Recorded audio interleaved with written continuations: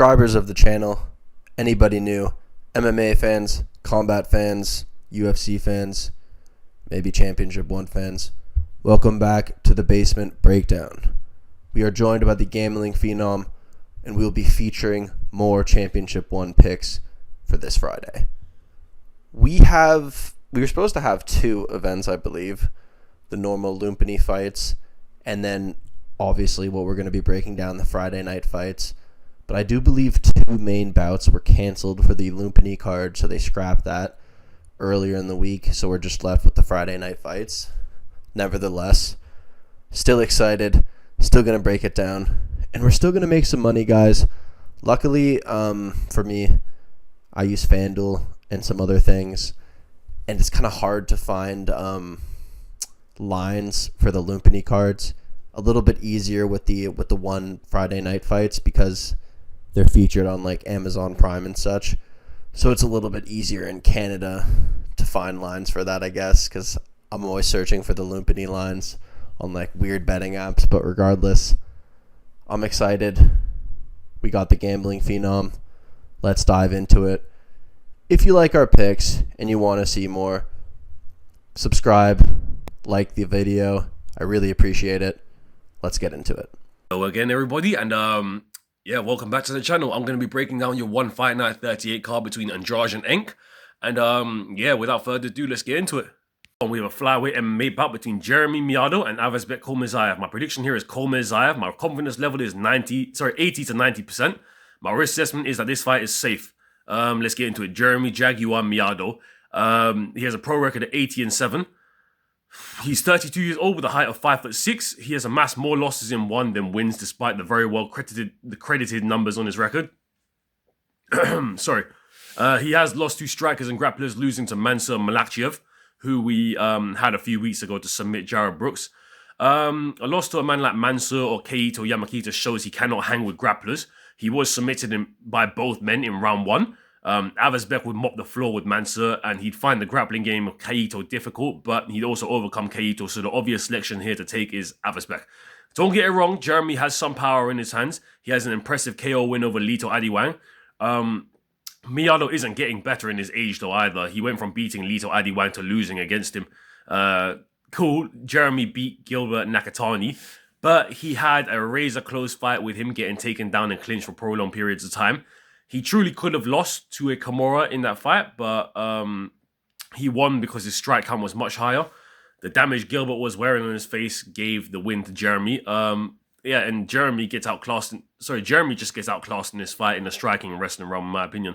Anyways, Avazbek Ninja Kholmirzaev.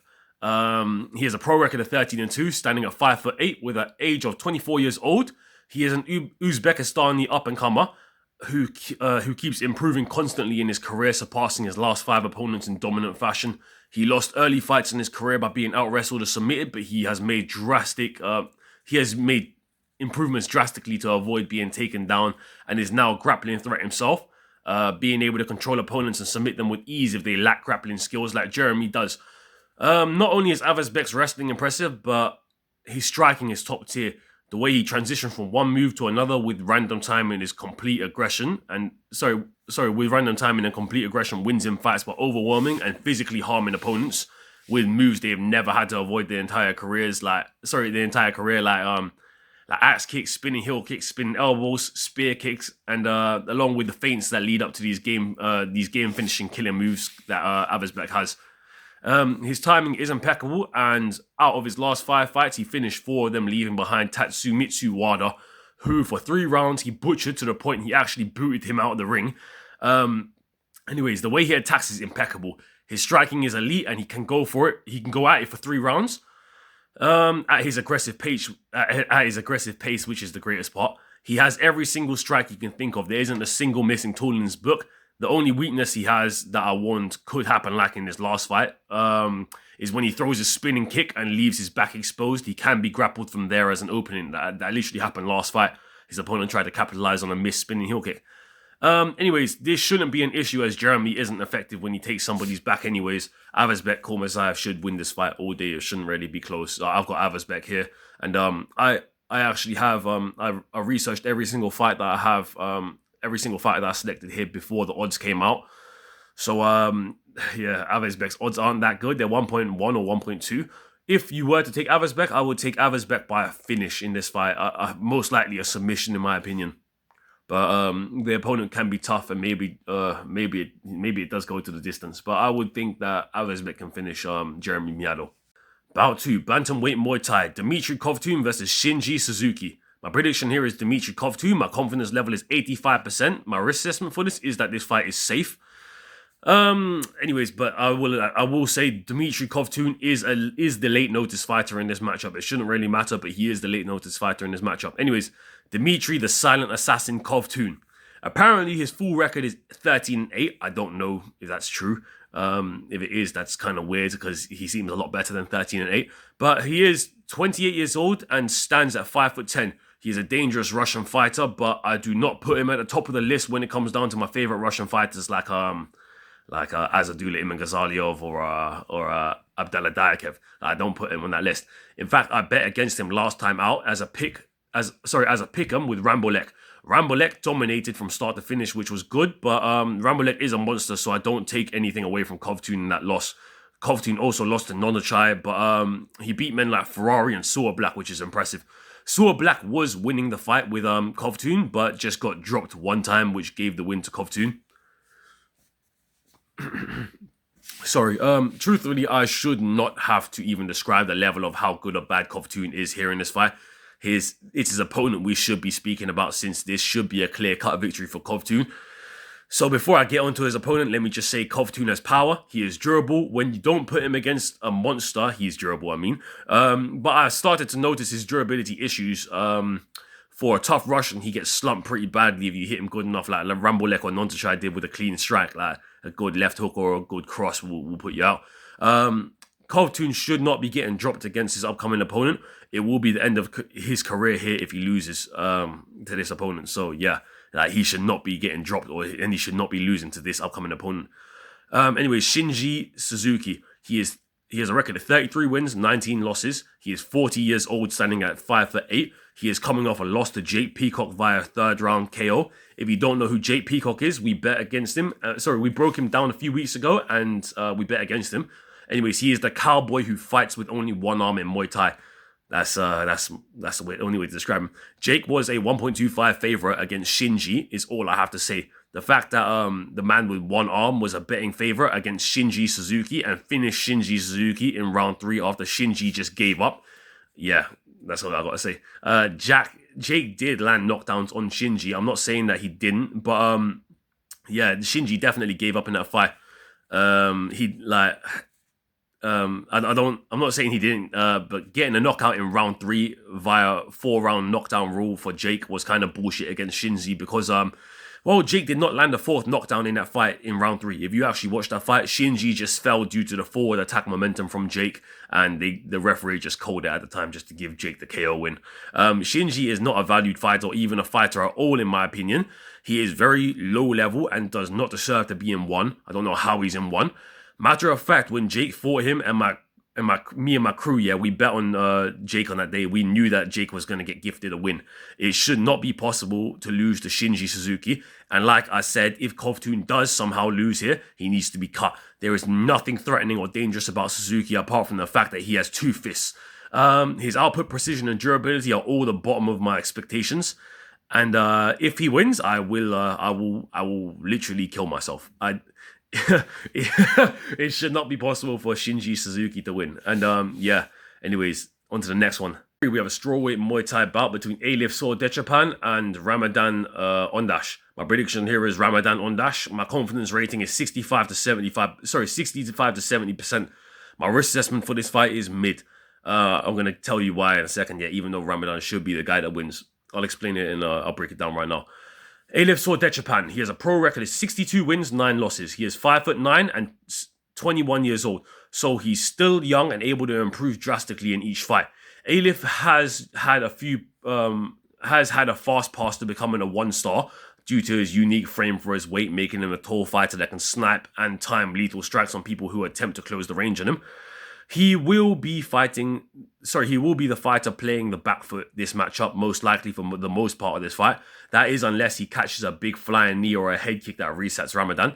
I've had Alif to win many times in his career, but I've also been very scared for him throughout his career. He was losing his debut fight to Ritadet. Ritadet was landing on Alif with big hooks before Alif caught Ritadet with a spinning elbow that dropped him and put him out. Ritadet is our RWS champion though at the end of the day. Alif is a highly technical and precise sniper. I put a lot of stock into composure, and I know he will be the fighter attempting to time clean knees and sniper straights, but I think Ramadan can close the distance between himself and Alif at the end of the day. I've seen men beating Alif before. Just a year ago, he was beaten by Zhang Peimin and Elias Badr Barbosa due to their boxing being better than his. They closed the distance and then they tore away at Alif's core and dome with their hooks and boxing combinations. Anyways, when Alif gets hit in his head, he's not durable. Due to his lean, slender frame, his head moves off its line and he gets off balance quite easily when he gets hit. In this fight, Walter Goncalves, a lot of people, myself included, believe that Walter beat Alif, but Walter is the one promotion's most robbed fighter at the end of the day. He was robbed against Rodtang, where he outstruck and maneuvered him. He was robbed against Alif, and he was robbed in his most recent fight against Kongchai, who he had like 2 or 3 or 4 months ago. He beat these men with his matador style, but then at the end of the day, Thai bias and rigging led to his losses. And yeah, it was embarrassing, really. Like, Walter definitely beat Alif, and that's a fact. Walter chopped at Alif's left leg in round 2, which set off a leg health event in the start of round 3. Alif had to resort to southpaw in round 3 because his left leg was so damaged. He even started covering it up, like it was visibly wobbling and hard for him to stand on. And add that to the fact that Walter technically could have had a knockdown in round 1 when he put Alif on his arse. Walter should have actually won this fight. It should have been clear. He took 2 out of 3 of the rounds. Round 2 was very close. Alif secured round 1. A yellow card is a purse reduction, not a point reduction at the end of the day. When Walter got a yellow card in the 3rd, he still deserved to win the fight against Alif. Truth is, on the Malikin versus Rugrug card for the Friday fights, me and my betting team had everything correct for this. Apart from the Walter fight, like literally we had everything on the Rugrug versus Anatoly card correct, including everything on the Friday fights the day before. We had it all correct, and we just got robbed on this one card. This one fighter here. I was convinced by a friend of mine, by the way, to take Rugrug over Anatoly, and it paid off at the very end. Anyways, enough about me rumbling on about that. Either way, my original point here is that Alif can be outstruck and pressured. I think Ramadan can pressure him to the point of collapse. Alif is a great technician with dangerous one-hit finish moves like his flying knee, but his durability won't match up with Ramadan's at the end of the day, in my opinion. You'll see in a second why it could, maybe. Alif's easier to break down, but Ramadan shows more redness on his body when he gets hurt.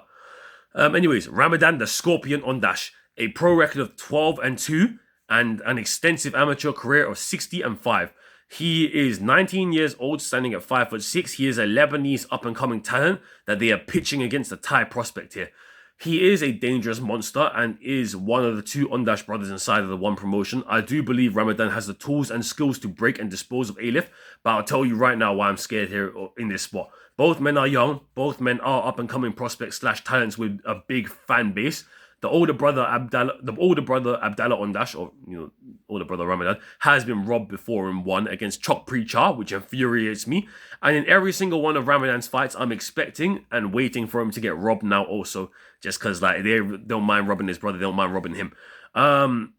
A perfect spot to rob Ramadan would be right now for the 21-year-old Thai at the end of the day. Both men are getting better by the day, and it's obvious Ramadan is making clear improvements.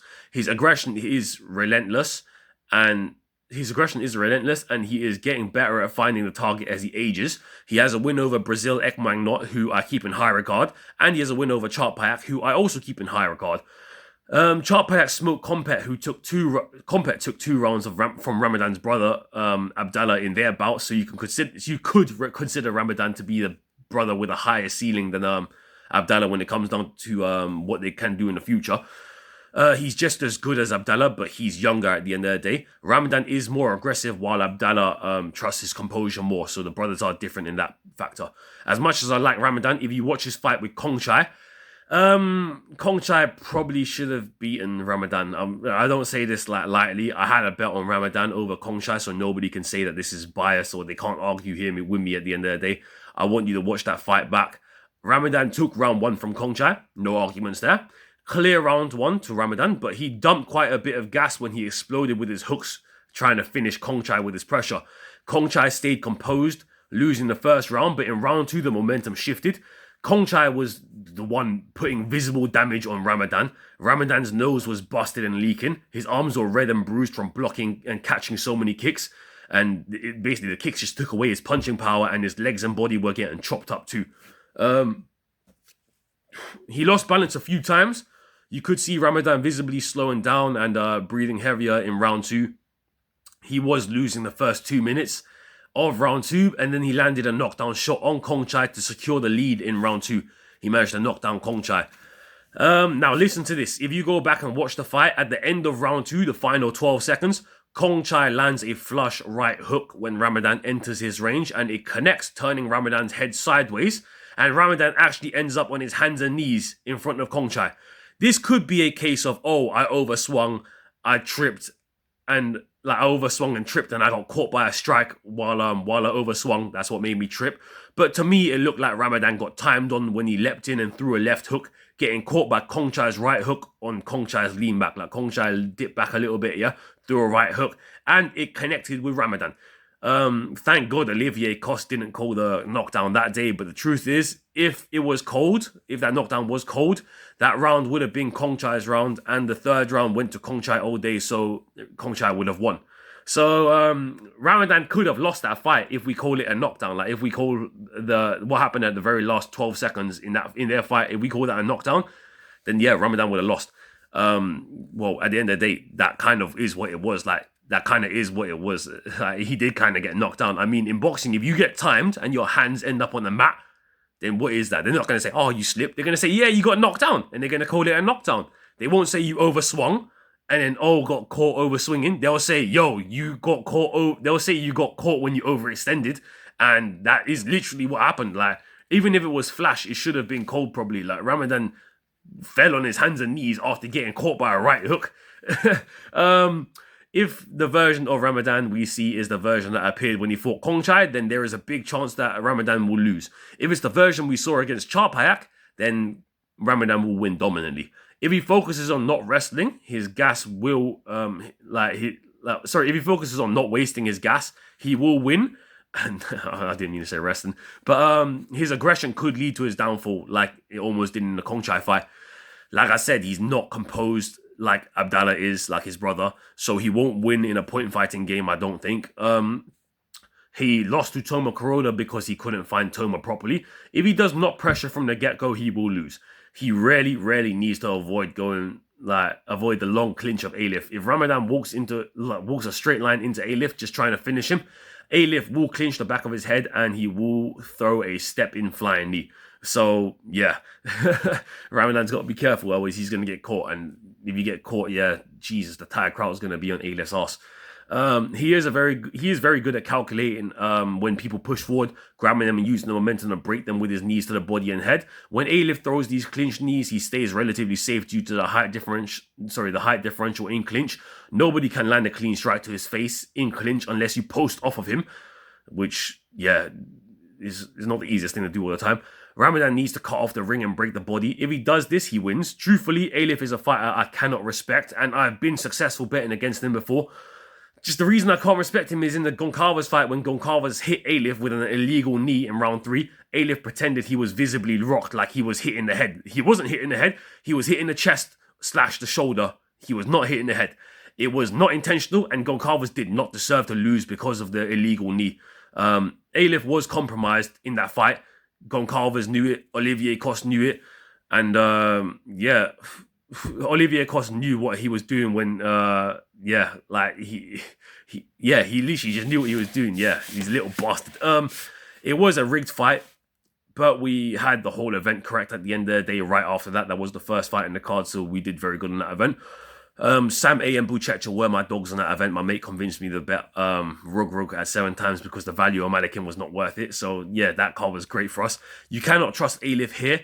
He has great knees. He is a fighter who I've seen compromise and falter. So, yeah, you just can't trust him. Ramadan should be the better of the two men. Alif is a good fighter, don't get it wrong. He's a really good fighter. He's just not as durable, and you just can't trust him. Like, what kind of man, what kind of tiger gets broken down by the legs? Anyways, I'm going to take Ramadan here. The risks are obviously there. I don't know what to say. Like, this one's my riskiest fight of the card, even though it shouldn't really be a risk. Like, if you actually look at it, if Ramadan goes out there and he does what he did last fight, he's going to win for sure. But if he doesn't do that, then there's a big chance of him losing. So it all really depends on what happens in round one. If Ramadan looks good in round one, you can expect him to take the fight. We have a lightweight grappling bout between Marcelo Garcia and Lachlan Giles. My prediction here is Marcelo Garcia. My confidence rating is 60% to 65%. My risk assessment is mid, possible risk. Anyways, let's get into Marcelo Garcia. He has 86 wins, 17 losses. He is 42 years old. He is an old dog in this game who just submitted Imanari in his last match. Sorry. He will be the more skilled grappler with more weapons and submission threats. He is an all-time great and legend in the world of submission grappling. I am quite new to submission grappling myself, but I've always had a keen eye on good wrestling, etiquette in I've watched a lot of wrestlers in MMA, like UFC mainly. I love watching Khamzat fight. But anyways, where was I? But the submission grappling scene is different to MMA at the end of the day. Like, it's not like you need to be in your fucking prime here to win against any man. Nah, you don't. You really don't need to be, man. This is not the world it is. Marcelo is a submission grappler that people all around the world have followed teachings from. He has many dangerous submissions, some that I can't even name because I've never seen a man submitted the way he submits people. Out of his 87 wins, he has 55 by submission. The only issue with Marcelo is the fact that he is old and had stomach cancer in his past, and been through a lot of chemotherapy. But despite this, he still came back, recovering through hell, and he proved himself to be a great submission grappler at his age.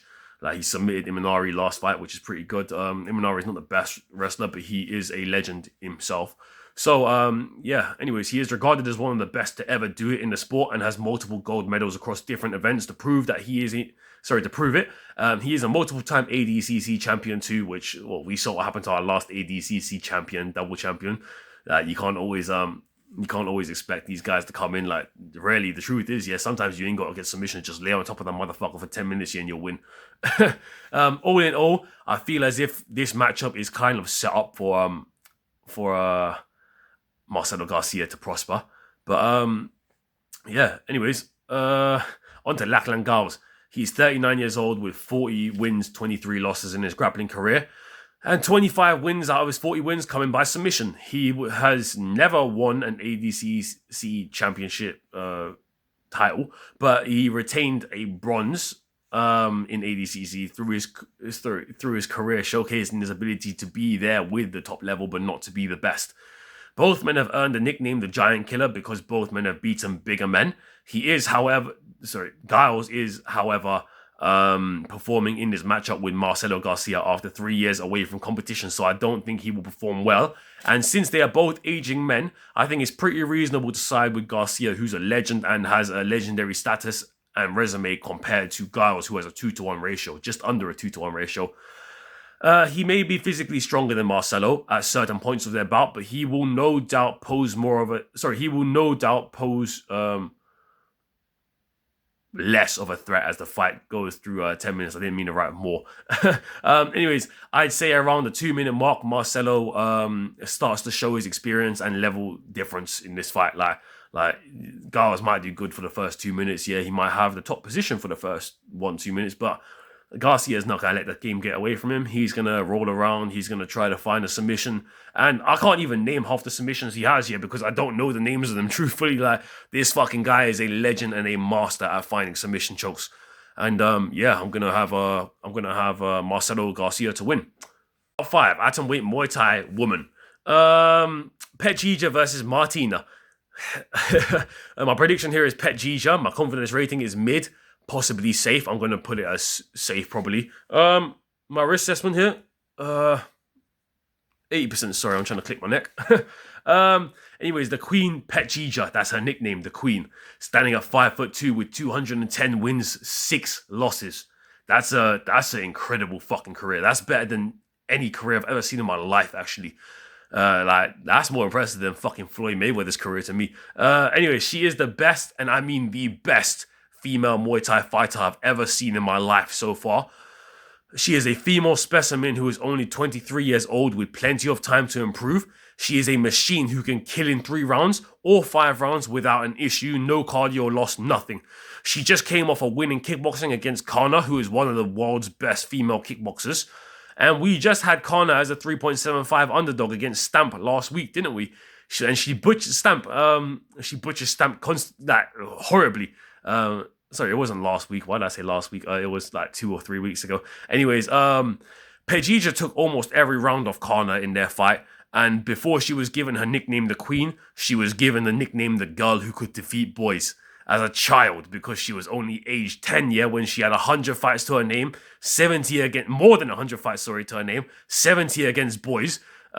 These wins are not even registered in her record because, it was before even her amateur career. And then she went on to fight and have an amateur career too. So this girl has probably over 400 fights, truthfully, at the end of the day. She is a master everywhere and is considered the best female striker on planet Earth right now, securing a label after her win over Anissa C18 Mexican, and this is C18 Mexican.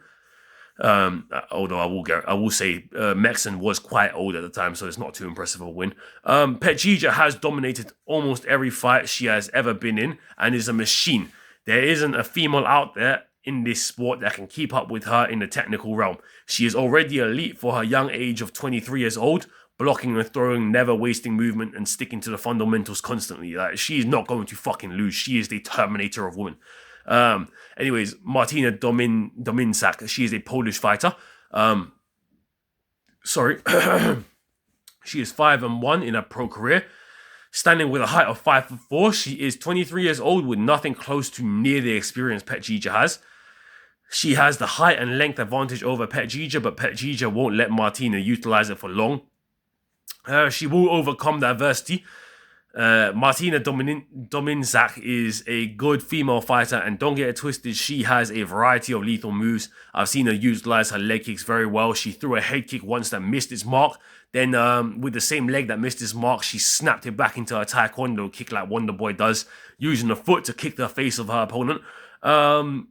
She has spinning kicks in her arsenal, though with the distance understanding Petchija has and will utilize on her, I don't think that they will land due to Petchija either being outside the range or inside the range. Martina has good boxing, but it's her elbows that inflict pain at the end of the day. Petchija is levels above in the striking realm. I only see Kiersinska having a chance to land a knockdown with her hooks if she gets very lucky, like very, very lucky. At the end of the day, she can clinch onto Petchija for the rest of the fight and win, but I find it very unlikely. Petchija could get out clinched, but she's just better everywhere. It shouldn't be a close fight, truthfully. Petchija is a much higher level, and I would actually like to see her land a KO over the Polish girl if possible. Barbie managed to knock down the Polish girl, so the Polish girl's last fight was against Cynthia Flores, who's not even near the level of Petchija.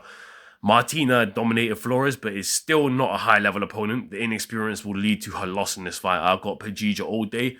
The experience will win for Petchija. So we have a flyweight grappling title bout between Diego Reis and Daiki Yonekura. My prediction here is Diego Reis. Diego Reis. Anyways, my confidence rating here is 50 to 65%. Anyways, let's get into it. And sorry, my risk assessment for this is that it is a risk. Let's get into this. Diego Baby Shark Reis. He is 5'5", 23 years old with a grappling record of 90 wins, 10 losses, 30 wins by submission, and 2 losses by sub. He is another submission grappler representing Brazil on his card, headlined by one's most famous Brazilian, Fabricio Andrade. Diego is a Brazilian who I'm not sure if he will win or lose, due to his age. He's only young at the end of the day. He's extremely aggressive offensively and defensively with his leg locks.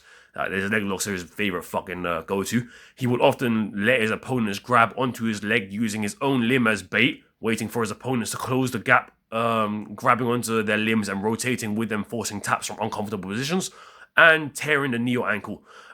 He can, of course, pull rear naked chokes and all the common shit, but a lot of his fights, 2/3 actually, end up ending by decision. That's 60 fights out of 90 grappling bouts. So 60 10-minute grappling matches that end up going the distance. So that's 600 minutes on the mat minimum. Anyways, and that's because Diogo doesn't like to accept bottom position for longer periods of time than his opponents do. I believe the Jap will start this matchup butt scooting, and Diogo will maintain top control until he goes for a knee lock or until he flows from position to position. The fact is that he's young. The fact that he's young may mean that he isn't as strong as the Jap physically. I doubt that he's not as strong as the Jap. I think that he's stronger or even as strong as the Jap. But like you've seen how age can play a factor in these fights. He's young at the end of the day. The Jap might be physically stronger. Now, I don't doubt Diogo Reis is physically strong. His build alone, he looks like a beast, and he has crazy core strength alongside his flexibility in his limbs. But he will use his own leg as bait in this matchup. Seeing how Daiki Yonakura lays on his back so often, I'd say he's going to take the bait. When he's on his back, he's consistently targeting limbs. If Daiki tries to lock up Diego's leg, Diogo will counter with his own leg lock after a step over, and he'll probably end up winning against Daiki if that happens. But anyways, Daiki Yonakura. I don't have his official record, but in his weight category, he is listed as 5th in the world below Mikey Musemi, who's number 1. I mentioned this because he is a fan favorite, and Diogo isn't even on the top 15 yet. He's fighting for the grappling title without even being in the top 15. The fact that he's outside the top 15 and Daiki is in the top 5 in the world should mean nothing then. Because why is Diogo getting the title shot if he's outside the top 15? This is not MMA, this is submission grappling. And number in grappling can be taken quickly. Daiki spends too much time on his back in submission grappling bouts, opting to butt scoot as soon as the match starts, playing the defensive strategy, waiting for opponents to latch onto him. I'm scared due to the age difference, like I said, but Diogo should be training the hardest he ever had. This is for a fucking title at the end of the day. He is a young talent and should be working for this title. The only issue he may face is if Daiki is stronger than him, and Daiki could attempt to wrestle, maybe Daiki could attempt to wrestle. Maybe he doesn't choose to lay on his back in this fight, and the fact is, when Diogo leaves his leg out as bait, people do sometimes actually lock up a leg lock on Diogo when he baits his own leg, yeah? And, Diogo doesn't end up threatening a submission sometimes after countering the leg lock. So sometimes he ends up being down on the scorecards just because of one submission attempt. He puts his leg out there, for someone to grab onto so he can grab onto them. And then if they release... If he actually gets put into a lock and he manages to release the lock but doesn't threaten a lock on them, he's the one that's down on the scorecard now because he got a lock put onto him. Anyways, that could be an infuriating way to lose, but it is possible at the end of the day. So I think that's the only way that he loses, really. But Diogo Baby Shark race to win. I'll got him. Bout 7, featherweight Muay Thai. Shadow Singer Mawin versus Enzo Khartoum. My prediction here, of course, Shadow. Confidence rating, 85%. Risk assessment, safe. Shadow Singer Mawin. He has 81 wins, 14 losses, standing at 5'10". He is 25 years old. We know Shadow. He's a legend to me and a monster who I've never bet against. He lost his last match, which it broke my soul, against Liu Menyang in a kickboxing bout that he never should have fought in. He should never fought in a kickboxing match, is the truth. But he did. Anyways, he is a bit green in kickboxing, but he was winning every round in that fight. He just ended up falling one time, which that lost him the fight. Liu is a zombie. He doesn't fall, so Shadow couldn't get a knockdown back, and it really hurts. It really hurts. But Shadow is a relentless striker who beat many names like Sitchai, Bambara Kuyate, and Mohamed Siasarani. He is a very, very powerful Thai fighter with a drive to win, which led him to lose his last fight, which sucks. He was simply overthrown and got clipped, like Hassan did and like a lot of other fucking people do in one, which really sucks. But anyways, when Shadow walks you down in little 4-ounce gloves, is different to kickboxing gloves. He has overwhelming power in his hands and will throw combinations with no end. If you show a chink in your armor, he will throw combos on you if you show a chink in your armor. Like, he will not stop throwing combinations on you if you show to have a weakness.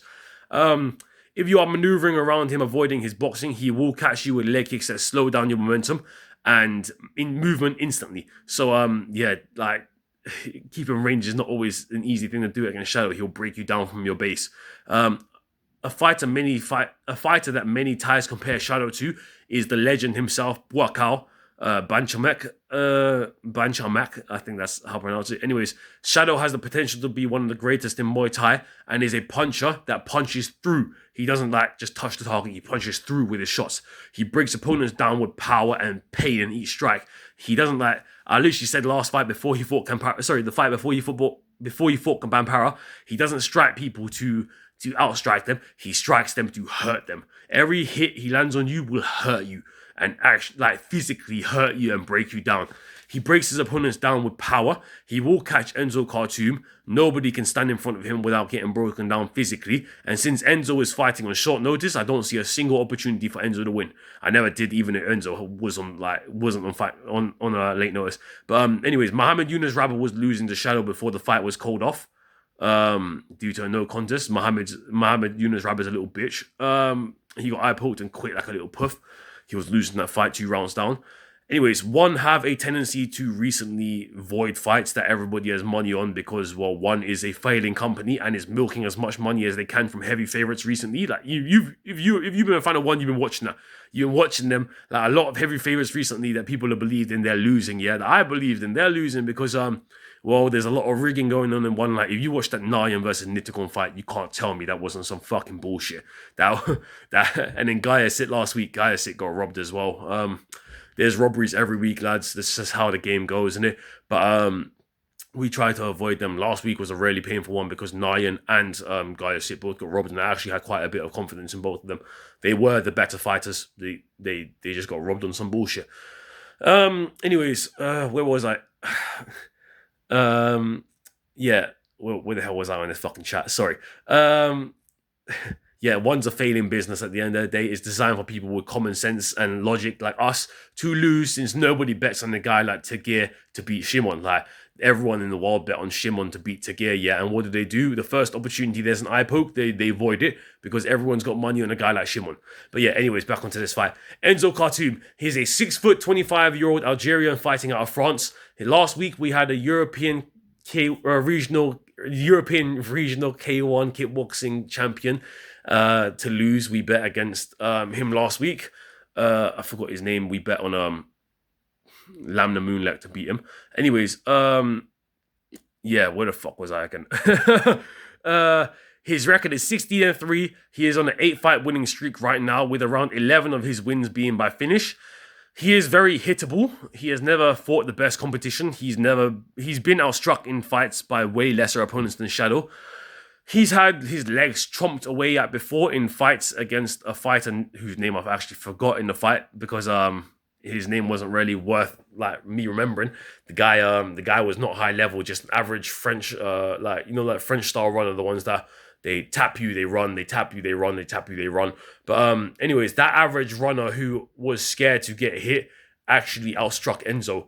Enzo can box, but I doubt his boxing or durability end up being near enough to secure him a win in this upcoming fight. I expect Shadow to punch a hole through Enzo and break him down. Once Shadow has him cornered off, Shadow will finish Enzo.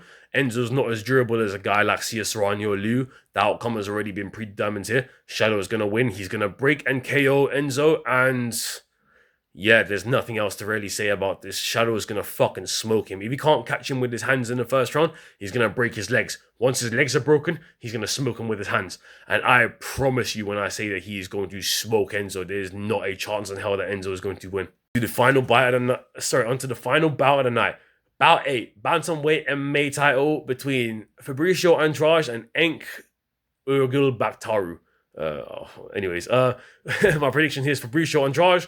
My confidence rating is 75%. My risk assessment is mid/safe. Fabricio won the boy Andrade. He is 5'7", 28 years old. His pro MMA career is 10-2. His pro kickboxing plus Muay Thai career is 40-3 combined. He does have 2 losses in MMA to not that high level opponents before his one career, which does prove Fabricio is possible to beat. He is human, but Fabricio has a 5-round. Sorry, but he is human. Fabricio has 5-round cardio, especially for 5-minute rounds, whereas Enk usually slows down at the end of round 2. Fabricio has questionable losses to 2 shit people in MMA in his MMA career, but his skill has improved drastically in one. He out-wrestled wrestlers with his newfound jiu-jitsu, and his anti-wrestling training led him to winning all his 1FC bouts in MMA, with almost all of them by stoppage. Truth is, yeah, he lost his first 2 bouts outside of one MMA to guys that aren't actually that good. But shit happens, man. You know what I mean? Like, that's the beginning of his MMA career. He went from kickboxing and Muay Thai to MMA. You're gonna lose. Even Alex Pereira lost early in his fucking career. Then what happens later? They go on and start winning. Anyways, where was I? He is without a doubt levels above Enk in the striking department, and he smoked John Lineker twice. Not too long ago, but a while ago. The first fight was a bullshit no contest between John Lineker and himself. Anyways, the only reason I mention this is because John Lineker has a similar build to Enk. Fabricio could get wrestle fucked this fight, and he could get submitted early, but if it gets past round 2 and Fabricio is looking fresh, then he will butcher Enk when Enk starts to gas out. He will need to utilize anti-wrestling measurements like holding onto the wrist when Enk tries to clinch, creating separation for his knees to the body to land. His knees are devastating and crush ribs, plus his boxing is better than Enk's by a milestone. If you bet on Fabricio, you are betting on him to avoid getting wrestle fucked, which always scares me, but Fabricio can do it. He can avoid the wrestling.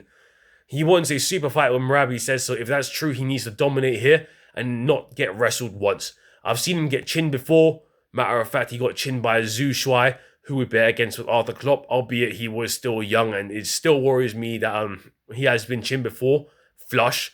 So at the end of the day, it's never out of the realm of possibilities for him to lose. Orgil Baatarkhuu. He is 13-3, 36 years old, and standing at a height of 5'6". He is a wrestler-based Mongolian who has an impressive wins over names like Carlo Bamina-Ang and Jeremy Pakatil. We spoke about him before a few weeks ago when we bet against Carlo. Enk is dangerous with his Kimuras mainly, but he is like a cobra once he latches onto you. But like a python, not cobra. What the hell am I talking about? You can push him off you, and you can get on top of him. He is not elite. He's old and will never be better than his last fight, I would assume that to be the case. Anyways, he did beat Jeremy Pakatil last fight. Jeremy had a few good moments against Enk where he looked good, because Enk was wrestling, but Enk was wrestling him for the majority of the fight at the end of the day. Enk even landed a spinning heel kick on Jeremy that landed flush, but I doubt he's going to land it on Fabricio. Fabricio is much sharper and quicker than Enk and Jeremy combined. This will be a whole new ball game for Enk, and in the striking, he will not keep up. He will be outclassed completely. The only chance Enk has is if he wrestles, and yeah, it may work at first, but if he cannot submit Fabricio, then Fabricio will adapt to the takedowns when Enk starts to slow down. When Enk slows down, he's lost. Fabricio will kill him with knees to the body and vicious boxing. Enk is 36 years old, so I'd assume he gets KO'd here. I mean, I will bet on the KO here for Fabricio. I would not expect anything less. This is a dangerous fighter he's coming up against. A dangerous level of competition that he's never seen before in the striking realm. So he can only wrestle here. There is no other option for Enk. If Enk wins, he wins via Kimura or rear naked choke or some fucking bullshit submission. But apart from the wrestling threat, Fabricio should cover this fight everywhere.